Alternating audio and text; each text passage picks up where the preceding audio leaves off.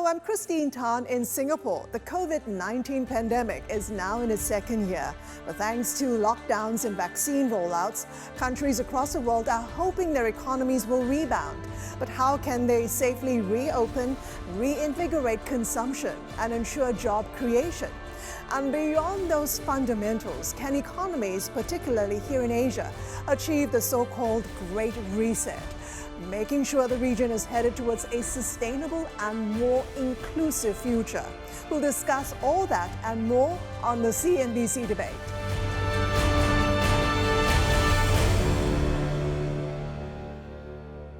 Once again, the annual meeting of the Asian Development Bank is being held virtually. So joining me to discuss the challenges facing the social and economic recovery in the region are Sri Mulyani Indrawati, Finance Minister of Indonesia, Jose Viñals, Group Chairman of Standard Chartered, and the President of the Asia Development Bank, Masatsugu Asakawa.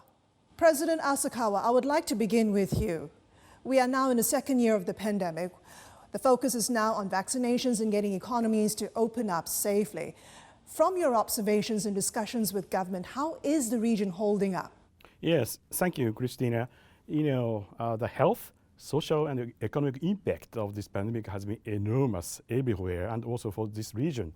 And if we look at the GDP growth data, developing Asia recorded a negative 0.2% last year in 2020. And it was the very first contraction in the last 60 years. So it was so significant. This year, it is expected to rebound to 7.3%, mainly proved by a stronger recovery of both China and India. But still, this region is facing many downside risks, including first, delayed vaccine rollout, and second, possible new significant outbreaks of pandemic. There are many uncertainties about this pandemic, but there's one thing which is certain to us is that, as a result of this pandemic crisis, the income inequality situation or absolute poverty situation will surely get worsened. And our research suggests that at least 80 million people in this region will be kicked out back to poverty once again due to this pandemic.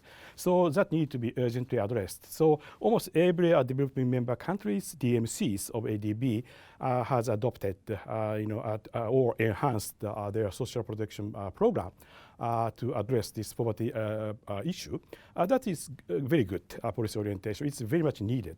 In order to make this recovery process more sustainable and inclusive, I think what is needed is to have those poor people, those vulnerable people participate in the recovery process, participate in the growth process while securing a high-quality job for them. So we need to invest more and more in human beings. Of course, investment in fiscal infrastructure is one thing, but we should not forget the significance of the investment in human beings, especially in health and the education sector, including establishment of universal health coverage. Mr. President, getting access to that vaccine is now critical. What is ADB doing to help? So right now, it is needed to secure the necessary financing for our DMCs to procure safe and effective vaccines, as well as necessary investment for equitable and efficient vaccine distribution system. So to respond to that kind of request, we launched a new financing scheme called APVAX, which stands for Asia Pacific Vaccine Access Facility, with a total amount of $9 billion. And this facility will take care of two things: to provide necessary financing for DMCs to procure vaccines, and also it will provide necessary resources for investment to establish sophisticated, reliable vaccine delivery system, like including cold chain storage and transportation. And so far, we have already approved a couple of projects under this APVAX, one for Indonesia, one for Philippines, one for South Pacific countries, one for Afghanistan, and we are working currently on many other countries who have tapped on this new facility. But one thing I'd like to add is that to secure financing for DMCs to procure vaccine is one thing, but actually to purchase the sufficient amount of vaccines in a timely manner in the market is quite another. because of the very, very huge gap between supply and demand. So currently, I think it has become imperative for us to invest more and more in the vaccine manufacturing companies in our region to expand our production capacity of vaccines. Minister Indrawati, Indonesia is a populous nation. How is the vaccination rollout coming along? What is the government doing to open up the country safely? On dealing with the COVID, and until we are able to control the COVID, then we are not going to be able to recover. This is what happened to many countries. As you can today see, like India, there is a spike increase, extremely increased cases, which can also jeopardize the path of recovery. So Indonesia taking very seriously this threat of COVID. First, of course, vaccine is one thing. What we call it, the health protocol, is another thing. So we continue educate people to do wearing a mask, have a safe distance, frequently wash your hand. I think this is going to be very critical. Then vaccination is also critical. Indonesia has access to these vaccines among a few countries who has this access of vaccine, because we decided even last year when many of the effort to invent the vaccine, we've already commit and ordered this vaccine. So we got vaccine from China, we got vaccine from AstraZeneca, which is a Gavi, because we are a big population. As of today, more than 18.2 million has been vaccinated, both stage 1 and stage 2, and we continue receiving the access of vaccine. Of course, the situation like in India have disruption in terms of the access of the vaccine because they stopped the export of AstraZeneca.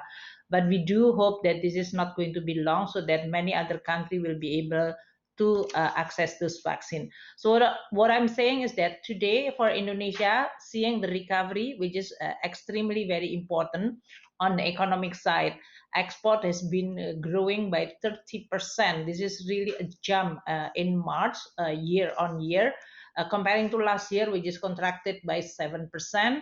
We also see the consumption consumer index has been now recover.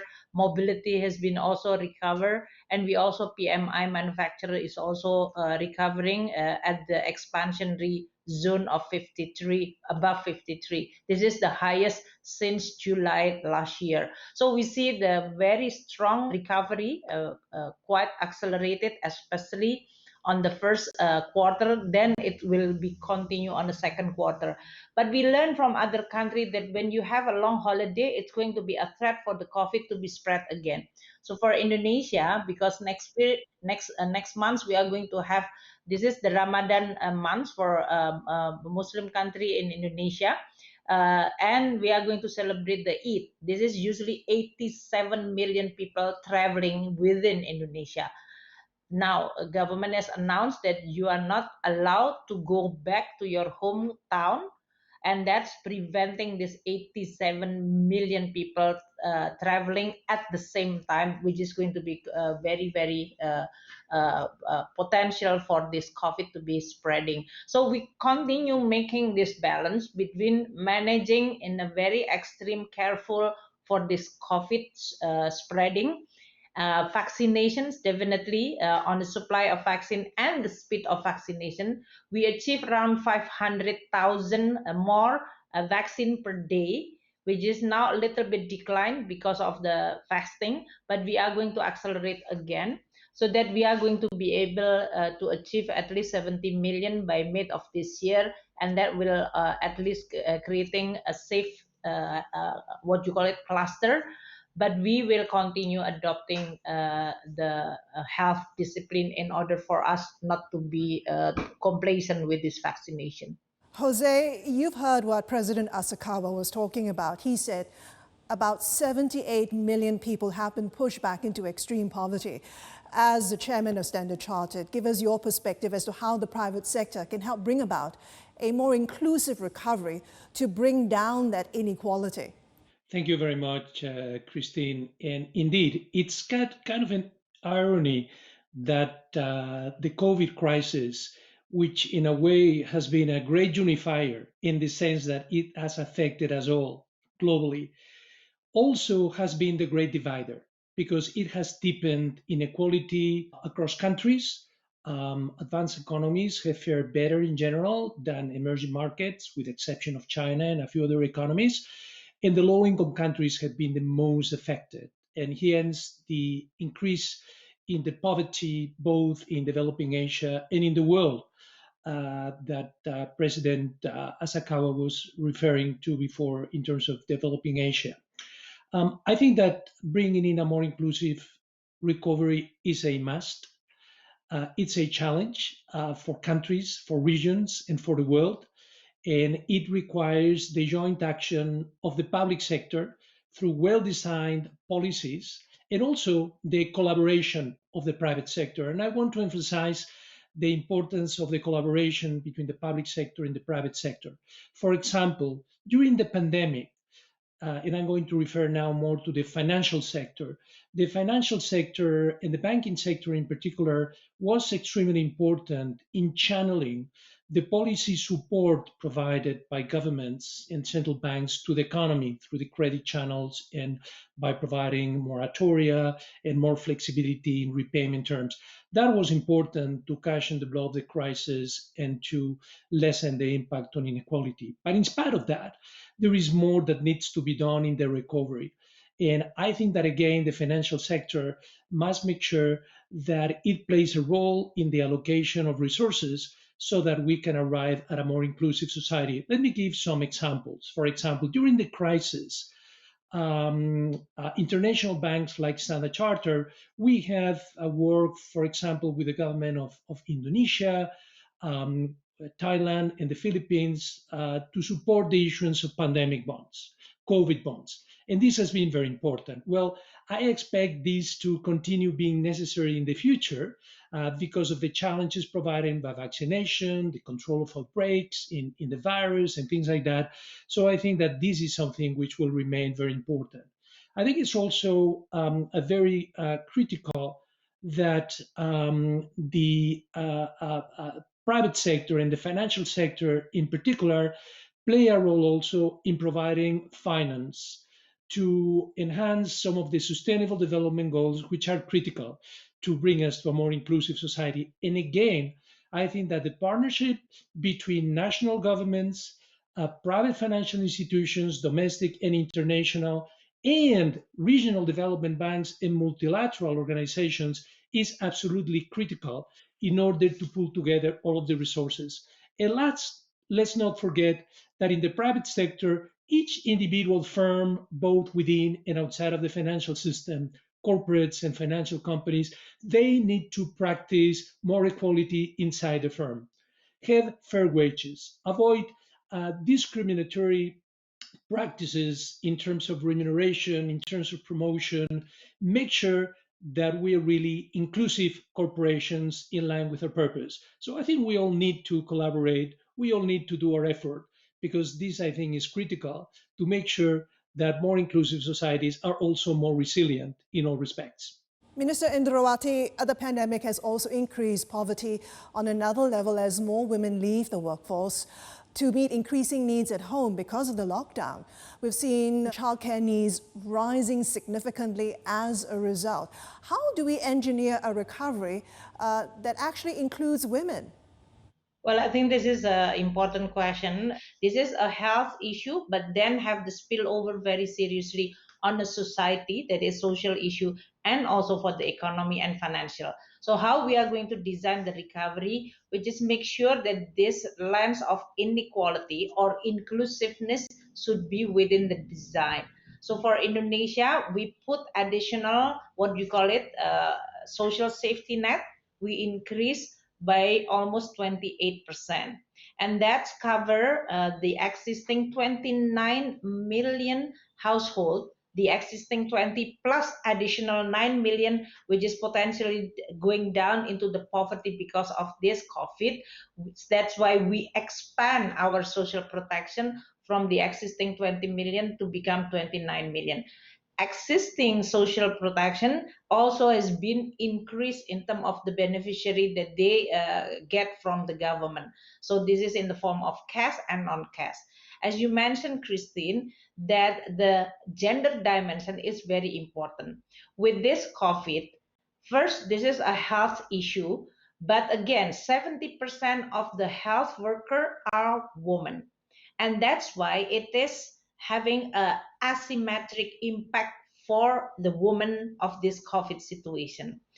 Second, when many people have to work from home, then you bring this burden of job in the office to the home. Again, within the house, the home, it's again the woman is going to be more vulnerable. So when we design our social protection program, 90% or even more, the recipient should be the woman head of household, because they are going to be the one who manage this resource for their family, especially their children. Second, we also put additional social support that will lessen the burden for the household. For example, the internet, because children cannot attend school. So we provide internet subsidy so that they are going to be able to connect to the internet without additional spending for the household. That will create this equality for all. The third one is also electricity. We provide even subsidy for the electricity, or for the poorest household, we provide electricity for free. This is because a small household, they only actually have the access of 450 VA, which is a very small kilowatt hour. And that's why we are trying to help the poor more in order to prevent the widening gap. And we provide this support more for a woman in order for them to be able then also support their family.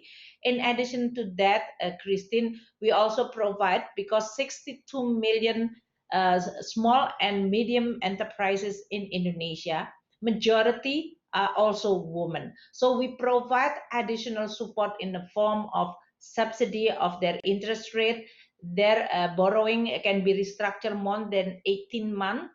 And also we provide additional capital for this woman so that they can start or they can survive their business.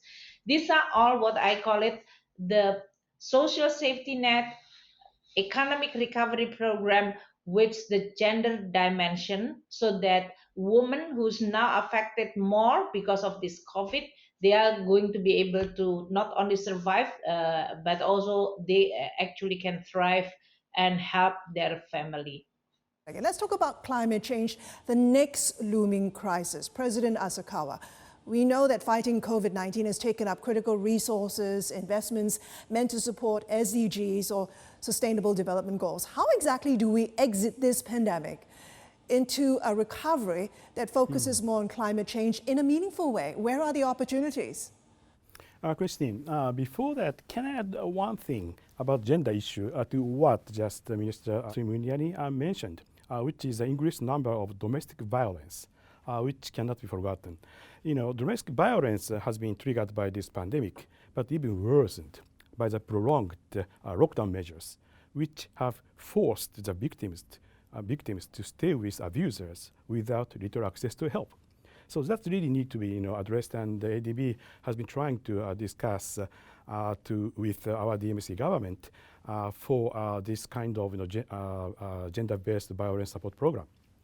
Okay, let me turn into the climate issues.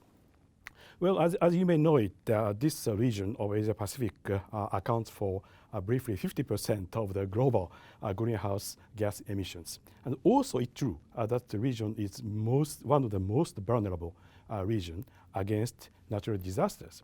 So to address climate change issue, it's really crucial for this region's sustainable and resilient development process. If you look at the first 3 quarters of last year, we saw some sort of reduction of greenhouse gas emissions compared with the same period of previous year of 2019 because of the negative impact on our economic activities coming from pandemic.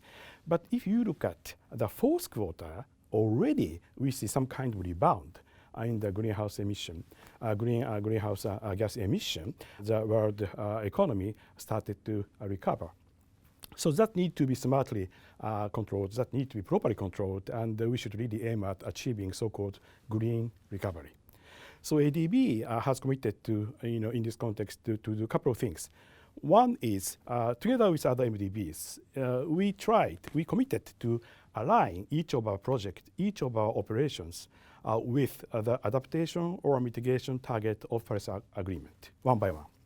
Second, we also committed to ramp up our climate financing, which is very much needed. And thirdly, we also committed to enhance our capacity building efforts in our DMCs, concerning climate change issues. Talking of climate financing, under the so-called Strategy 30, which is our medium-term development strategy, we have introduced two concrete numerical targets concerning climate financing. One is, by 2030, at least 75% of our total operations in number should address either adaptation or mitigation. 75%. That's our first target. And the second target says between 2019 and 2030, ADB should aim at providing climate financing at least with the amount of $80 billion, cumulatively, $80 billion. So Christine, if you divide this $18 billion by 12 years, from 2019 to 2030, you will come up with annual average of $6.7 billion.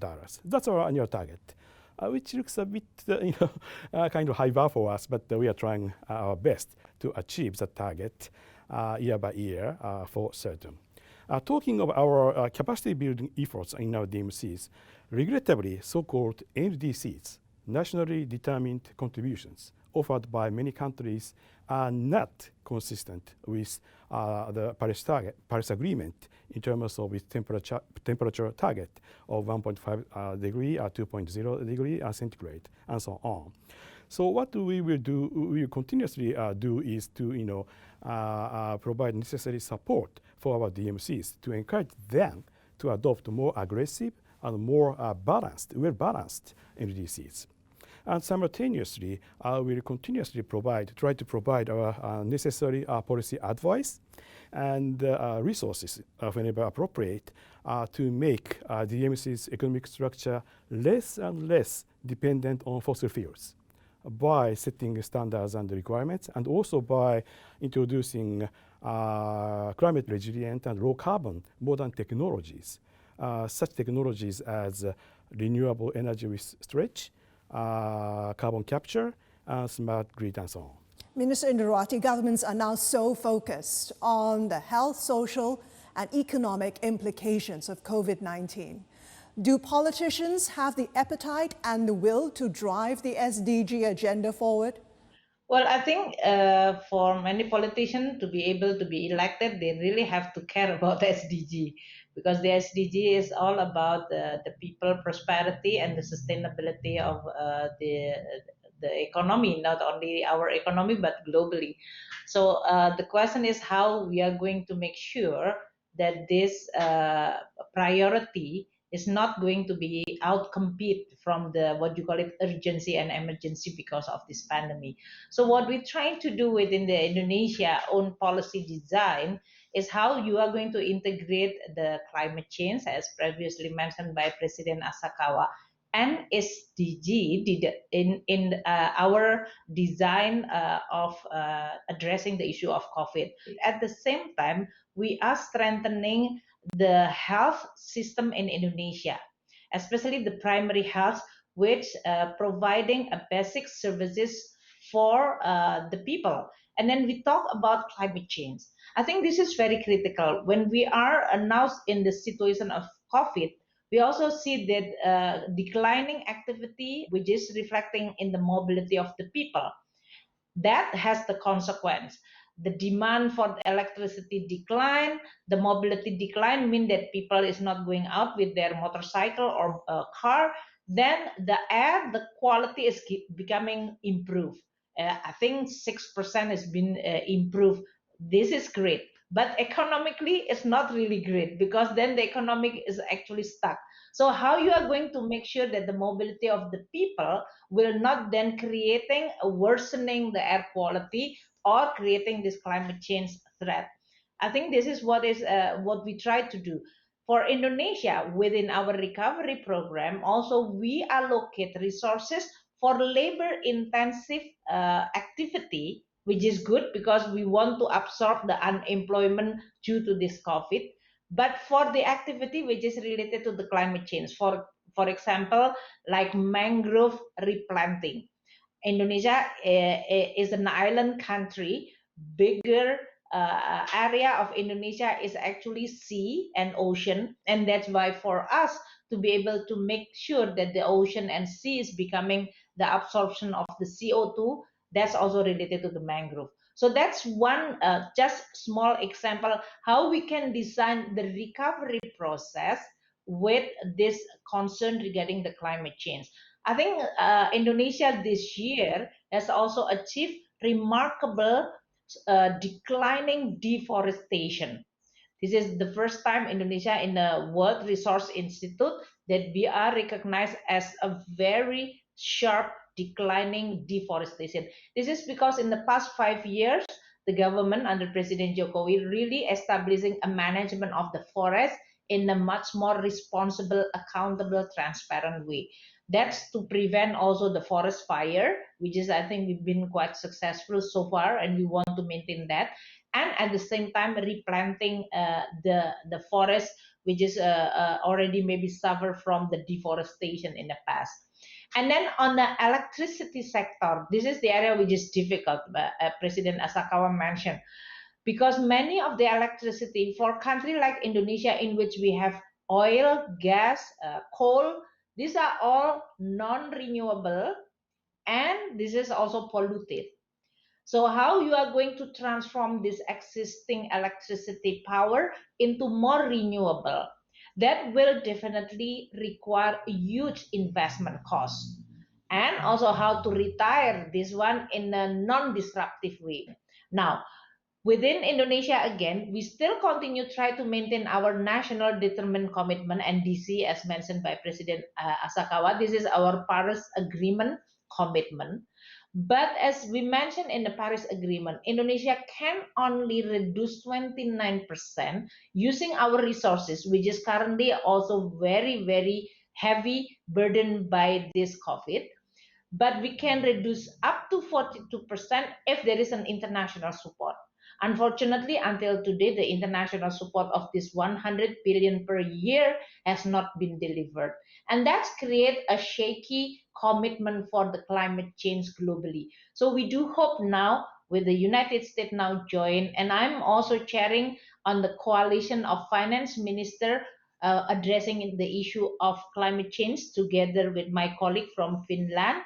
We are trying to mobilize all finance ministers to care more about climate change in their agenda, although we know that we are facing so many urgency, so many priority. But climate change is something which is going to be a very near future catastrophic for the world. Jose, let me bring you into this conversation. On the private sector side, there seems to be this huge shift towards ESG, environment, social governance issues as a measure of success. To what extent do you think ESG investing will help to drive resources towards achieving these sustainability goals? I think that the present crisis has shown us how critical it is to be prepared for this sort of existential crisis. And we have been talking about climate change, but there are many other things linked to the Sustainable Development Goals which could get economies and societies into trouble. So we need to move to having much more, not only a recovery which is sustained in economic terms, but also inclusive, as we were discussing beforehand, and also sustainable. And that sustainability, of course, has to do with climate change, but also with the other vectors of the Sustainable Development Goals. So we have to focus on green investment, but also on rainbow color investment, meaning we have to cover also the other Sustainable Development Goals. And for that, what we need is not only public resources, but I would say mainly also private resources. The availability of public funds to invest in the Sustainable Development Goals is now much more limited than would have been otherwise the case. In developing Asia, the region was falling behind in the achievement of the Sustainable Development Goals before COVID, and now it's falling even further behind as a result of COVID. So you really need to mobilize resources at pace and scale in order to amount to the trillions which are needed to finance the SDGs. And there, I think there is a great opportunity for the private sector to collaborate with the public sector. For example, if one looks at market indexes and one looks at how sustainable market indexes have performed during the COVID crisis, uh, sustainable indexes have performed better than traditional indexes, both during the downturn of the crisis, but also during the upturn of the crisis. That's a fact which is important. Second, we have looked in a study that we have produced a standard charter called Opportunity 2030 at the private sector investment opportunity in Asia and Africa around three sustainable development goals: clean energy, clean water and sanitation, safe water and sanitation, and sustainable infrastructures. And what we have seen is that between now and 2030, there is a $10 trillion investment opportunity for the private sector. And if you think of, for example, clean water and sanitation, for every $1 invested in that, the economic return that you get is $4 in terms of avoiding health problems, loss of human life, and the productivity that comes with it. So it is something which is really profitable. What we need is for the joint action of the public sector and the private sector to create the conditions for private investment to come in domestically and internationally, to define a pipeline of sustainable, bankable projects where the collaboration between national governments, financial institutions, and international financial organizations and multilateral development banks is critical to define these projects with an adequate risk-adjusted rate of return. And then money will come in, because international asset managers are hugely underinvested. For example, we have asked the top international investors, which amount to about $50 trillion. And what they have told us is that only 13% of their investment is in the SDG category. And this needs to scale up. And I think that collaboration is critical for that money to come in. So I'm optimistic that this can be done, but it would require huge effort and collaboration and a lot of clarity and transparency about these bankable projects, which would be attractive for international investors who are also looking now more and more to invest in ESG, SDG-related projects. Funding SDGs, funding the pandemic recovery requires money. President Asakawa, you've been working with a lot of countries to improve domestic resource mobilization. In your mind, given your experience at ADB, what is the key to success when it comes to DRM?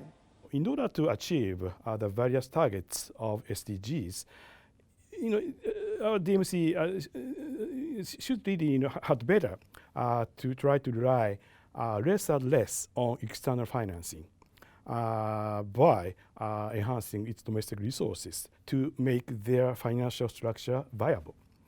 And domestic resources mainly means tax revenue. Especially, I can think of one good example, which is UHC, Universal Health Coverage. I am of a view that UHC had better be introduced as quickly as possible by any DMCs in their development process. But at the same time, we should bear in mind that in order to make the DMC system financially viable, I think it should be really, relied on not external financing, but domestic resources to introduce universal health coverage. If you look at tax to GDP ratio in our region, it's relatively low compared with the world average. But in other words, it can be interpreted that there is much room to increase our tax revenue by either restructuring our tax policy and or by enhancing our tax administration efficiency and capability. Another thing I'd like to stress is that significance of international tax cooperation in the context of domestic resource mobilization. I am of a view that this region of Asia Pacific will continuously attract foreign investment from other parts of the world, which means more and more multinationals are coming in to this region and conduct economic activities and make profit. That's fine. They are most welcome to come here to make profit. But as long as they make profit in a country in our region, they should pay fair amount of tax based on that profit instead of trying to, shifting those profit to the, any low tax jurisdictions outside of the region. So international tax cooperation initiatives such as BEPS, which stands for Base Erosion and Profit Shifting, which is a joint project by G20 and OECD, started 2012. Those kind of international tax cooperation initiative would be most relevant and most beneficial for this region. So in order to promote discussions on both DRM and ITC, International Tax Cooperation, ADB is about to launch so-called Regional Tax Hub to support tax policy dialogue and also to promote the information sharing exercise and promote the exchange of information, knowledge sharing initiatives. And I hope as many DMCs, developing member countries of ADB will participate in this newly created regional tax hub for domestic resource mobilization exercise. Minister Indrawati, on the subject of tax collection, Indonesia recently introduced a new digital tax, I believe the first country to do so. How much of your tax base will now move towards the digital economy? For Indonesia, we have 124 billion size of the digital economy, and the growth rate is double digit in this case. The number of fintechs in Indonesia from the 364 increase, in which 43% is P2P lending and 18% is the payment system. And digital economy has been increased dramatically because of the COVID. And that's why for Indonesia, we have to make sure that first, if we talk about the inclusivity and inequality, we have to make sure that the infrastructure for the digital economy can be accessible for the people of Indonesia. And that means we have to make sure that the internet connection will also available for a remote area in Indonesia, because Indonesia is such a big geographic size. So we have to make sure that for especially the poor village, remote area, they are all still continue have the access for the internet.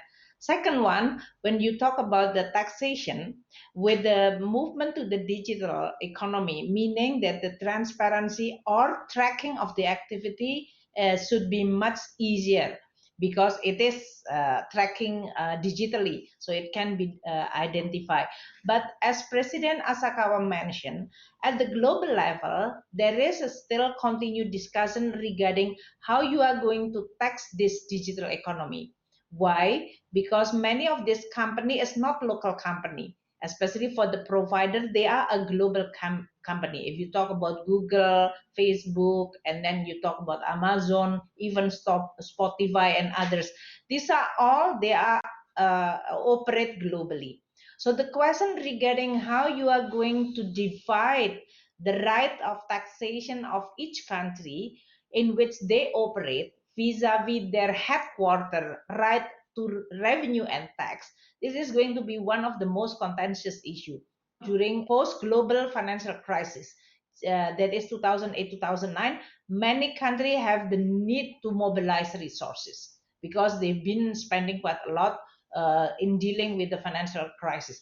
Now we are dealing with the COVID, in which requiring more resources publicly, and that need definitely is going to even increase. If you look at the public debt and the deficit on the fiscal side, it's been increasing dramatically for many countries in the world.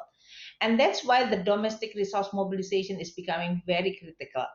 Within the G20, the effort to reduce the base erosion profit shifting, that is all the practices by company to shift their profit to the lower tax rate, that's become one of the threat for what we call it for a country to maintain their base tax base that then have the ability to collect.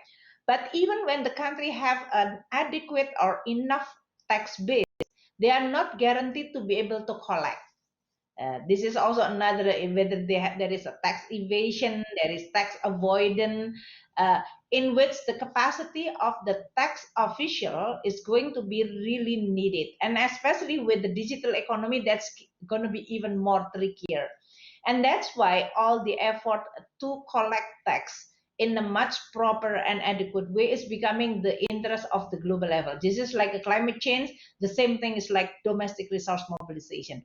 Now, for Indonesia, we preparing ourselves on this digital taxation in many fronts. First, Indonesia participating in this global taxation effort. So on the BEPS, as well as automatic exchange information, we are included in that, meaning that now country have the what you call it, the ability to access information of their taxpayer who reside or who operate outside their jurisdiction. You will get, especially from the tax haven jurisdiction, this is very critical. The second one, we also start thinking about the digital taxation is different from the conventional taxation. So first, on how you are going to collect when the company is not present even in my country, not in our economy. And that's why this digital taxation is important, in which you can still continue collect tax even though they are not present physically in your country. So you really don't have to be here, because you don't even have to open any branch of your office, but still you can have the access to our market. And that's create a very difficult how to tax this kind of situation. That's why at the global level, it is required now that you don't have to be physically present to have this obligation to pay tax. This is one of the most important principle that hopefully will be agreed this year. Indonesia, even those agreement has not yet agreed, we've already get the agreement by imposing digital taxation, meaning the VAT for all this company MNC who's operate globally using this digital economy. They can collect tax and then they pay to the government of Indonesia. This is for Google, Amazon, Facebook, all which is now they are paying digital taxation in the form of VAT. But income tax is still something which is still continue need this G20 agreement, because it will require how much you have to pay in this economy vis-a-vis that economy. So, because they are operating globally, Christine. So you actually don't know if you get revenue from Indonesia, but who will receive this revenue of this size could be company which is not even present in Indonesia.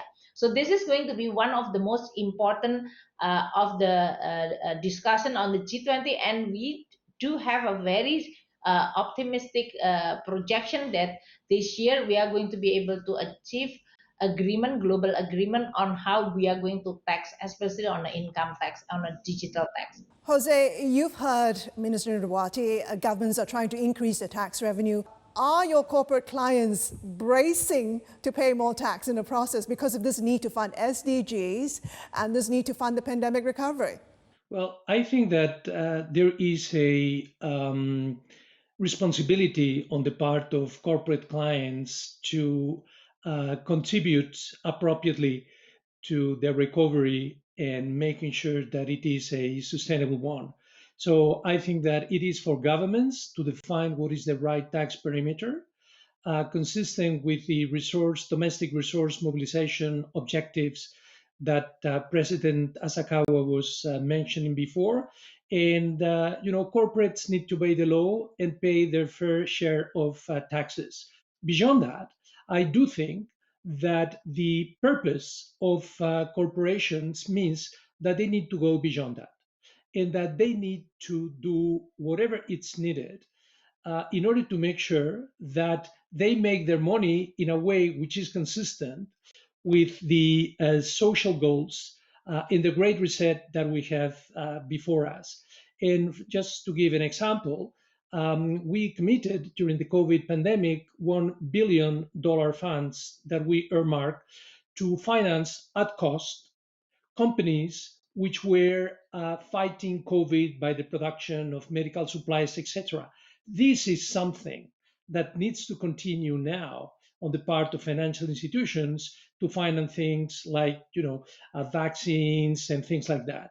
So I do believe that in addition to pay taxes, which is a legal obligation, the responsibility, the social responsibility of firms means that we can go beyond that. And every firm can interpret this mandate in a different way according to their resources and their capacities.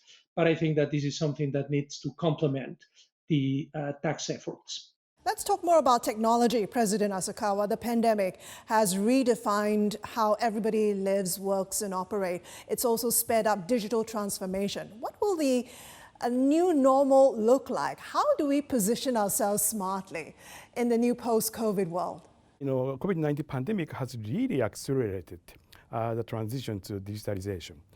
Last year, only in 1 year, we saw so many things happening in every aspect of our lives, like work from home, e-banking, e-commerce, telemedicine, and so on, which would normally take years to happen. It just happened in 1 year. But one thing, Christine, I think we need to be careful is that if we really would like to make our recovery path, development path, more inclusive and sustainable by utilizing these modern technologies, we definitely need to address the digital divide issue. Digital divide needs to be definitely reduced. And I was actually personally surprised to hear that still as of today, approximately 50% of the global population do not have any access to broadband internet.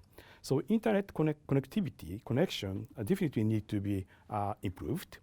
And also the costs of connection need to be reduced so that more and more people can make best use of this nice technology. And also usability of internet connection need to be improved.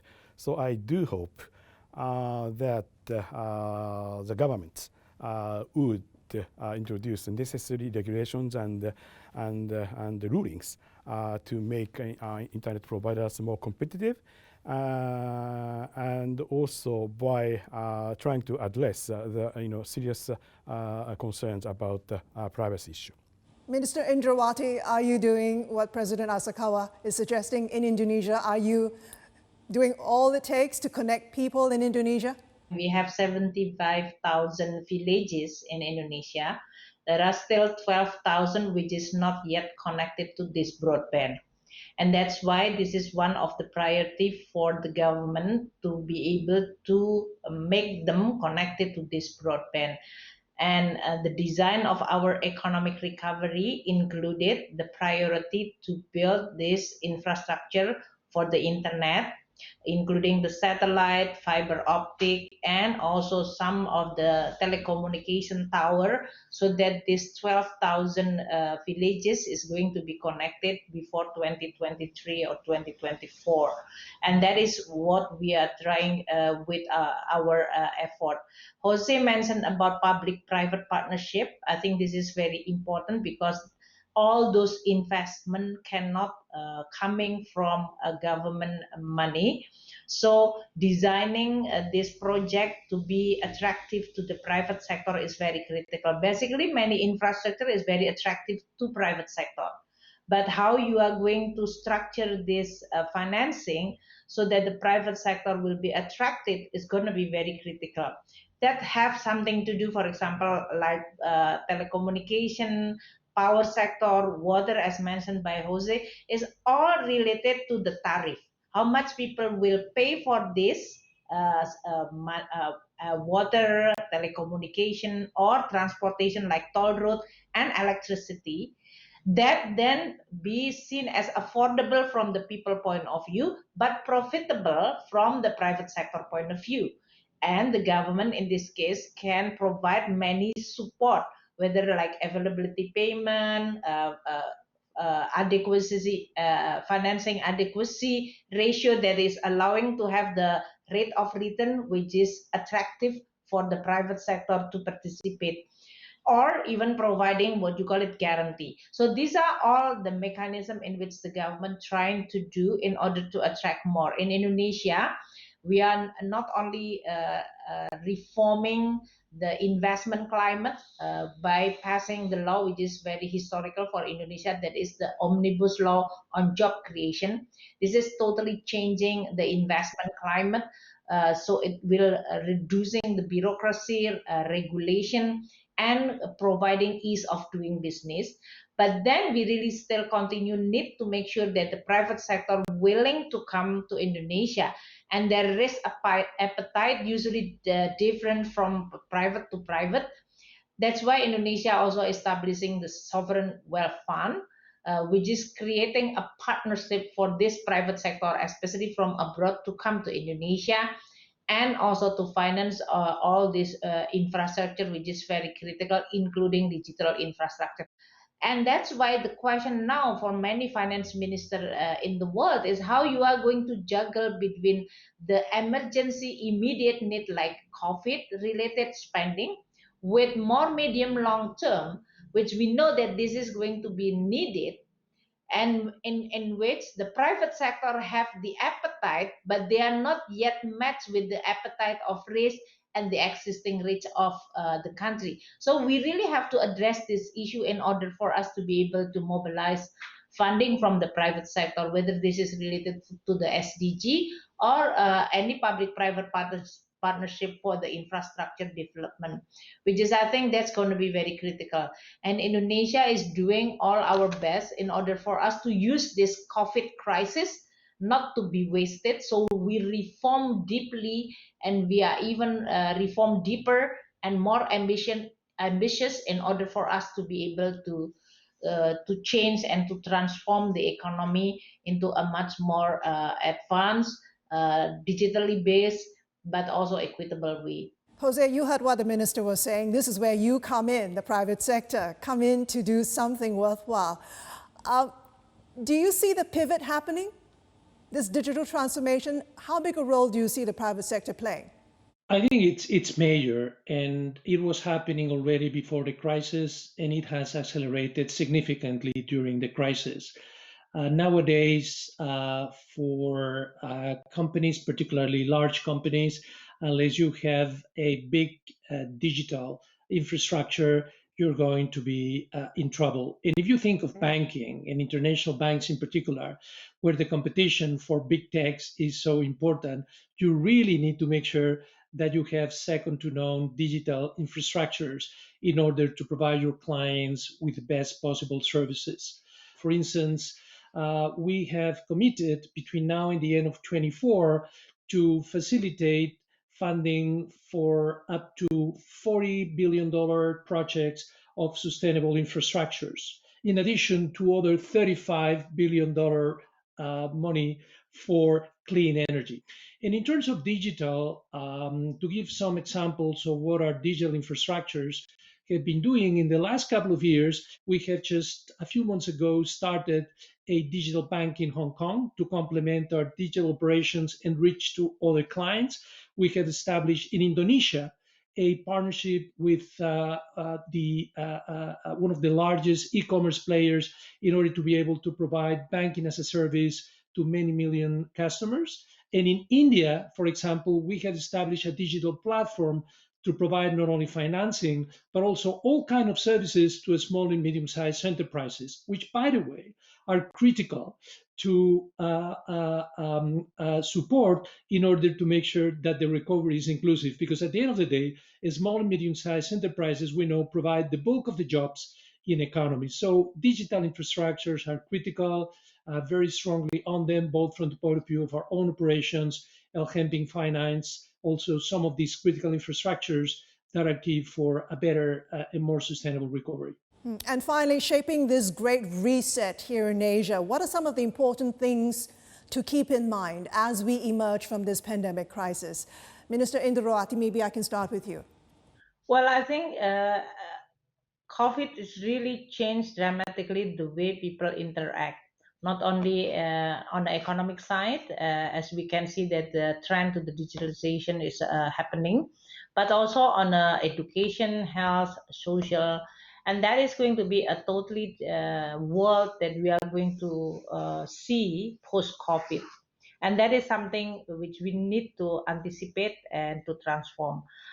In addition to that, we also see there is a big challenge which globally we are all facing, like the climate change challenge and the commitment to create more prosperity, which is equally shared by many countries and people in the world. And so within that kind of what we call it a reset, what we are thinking about what we need to go from here, how we are going from this situation to the future. I think this will require quite a lot of discussion among policymaker with the private sector and many stakeholders. What is the thinking, of course, that in order to have a shared prosperity and more equality, then all countries need to have what you call it the basic services and basic infrastructure. And then the second one, human capital is the most important asset for any country to have.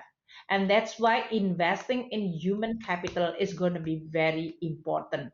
Education is the same, but how you are going to deliver the learning and the lesson for all our children, there will be maybe a different way to teach them, given that now we have this digital platform, digital technology and infrastructure. So the same education, but delivery is going to be different. It may be more effective, less maybe interactive physical interaction, but it can be also at the same time providing the right knowledge for the children to then thrive in this near future. And then health. I think health is also very critical. The telemedicine, as President Asakawa mentioned, this is going to be an area which is very critical because, like Indonesia, I can see that many islands, which is still very remote, they don't have any access to the specialist doctor, but now they can consult with all their general practitioner to consult with the specialist which is providing them a coach or guidance. So these are all what we call it a leap forward, but at the same time resetting what the business process which we are all familiar with, but now have to be changed for the better. The last thing which is for the great reset to happen is of course the governance, whether this is corporate governance, government governance, and this is public sector governance or global governance, because we are not yet actually have this consistency as well as principle of governance, which is required for us to be able to interact in a more what you call it respectable way and then sustainable way. So these are all require a lot of thinking about what the institutional setting governance at the micro level, that is corporation, at the public level, this is government, and at the global level. I think the global institution like ADB, World Bank, IMF, and other, I think that will require quite a lot of thinking how they are going to also reform in order for them to be able to serve this changing global environment in which we are going to have a more challenging task, but I think I'm optimistic that we are going to be able to overcome. Jose, what about you? What sort of leadership can the private sector provide, shaping this great reset in Asia? Well, I would focus on three things. And by the way, I subscribe to everything Minister Sri Mulyani said. First thing is people. I think we need to focus on people and invest in people. This is something that the public sector can do. This is something that the private sector can do. We need to make sure that we develop the skills that make sure that our workforce is employable, that can be ready to stand to the challenges of the new society in which we are going. And I think that's first thing. Invest in people from the public side, from the private side, reskilling, employability. The second one is take the long-term view and avoid short-term fixes, both in terms of the political economy of governments, there is a temptation sometimes to prioritize the short term for the long term. I think that this conversation is very good in the sense that we have, both the president and the minister basically putting the focus on the long term. And that is something that should also be the case for the private sector. You can only be a sustainable company. You can only make money over the long term if you really put your focus on the long term and not be myopic. And the third thing is collaboration. Collaboration across countries at the regional level, like through the ADB, but also at the more multilateral level through IMF, World Bank, OECD, World Trade Organization, something which is very critical because the collective challenges need to be responded to in a globally collective manner. And also collaboration between the private and the public sector. And we have provided a number of examples during this conversation. And last but not least, President Asakawa, your final thoughts on how Asia can build back better coming back from this crisis. I am of a firm belief that this region of Asia Pacific will continuously be an engine for the global growth by overcoming the various challenges we are facing right now. A couple of things to be reminded. One is yet this pandemic has really significantly increased the vulnerability of fiscal position of every DMCs. So definitely DMC also coupled with ITC, International Tax Cooperation discussion, would be really crucial to ensure the sustainable and resilient recovery process of every countries. That's first thing. And second thing, as we just discussed, digitalization is one we should really make best use of by reducing digital divide. And thirdly, globalization. We haven't really discussed much about globalization, but I think everybody would agree with the argument that we should really enhance our global cooperation to fight against this pandemic, which is also of such a global nature. And after this pandemic is over, I am of a firm belief that the globalization will come back. Globalization will return. Segmentation could not be a solution for us. Although globalization might take a little bit different shapes than before, maybe a little bit of diversification might take place in the context of globalization, but not segmentation. So in that context, I am of a view once again that our enhanced regional cooperation, especially in our region, which would complement the rejuvenated globalization. Globalization and regionalism should not compete with each other. They should complement each other. But our enhanced regional cooperation in our region, in financial area, in security, in health area, in global supply chain arena and so on, would surely contribute to the rapid recovery of world economy. And which requires, in order to reconcile any kind of regionalism with globalization, would require strong leadership, political leadership. But I do believe in our region we do have strong leadership to achieve that, exemplified by Minister Srimulyani. And ADB is most happy to support those efforts. And there we must leave it. I'd like to thank you so much for your thoughts and insights today. President Masatsugu Asakawa, Minister Sri Mulyani Indrawati, and Jose Vinyals, thank you so much for joining me.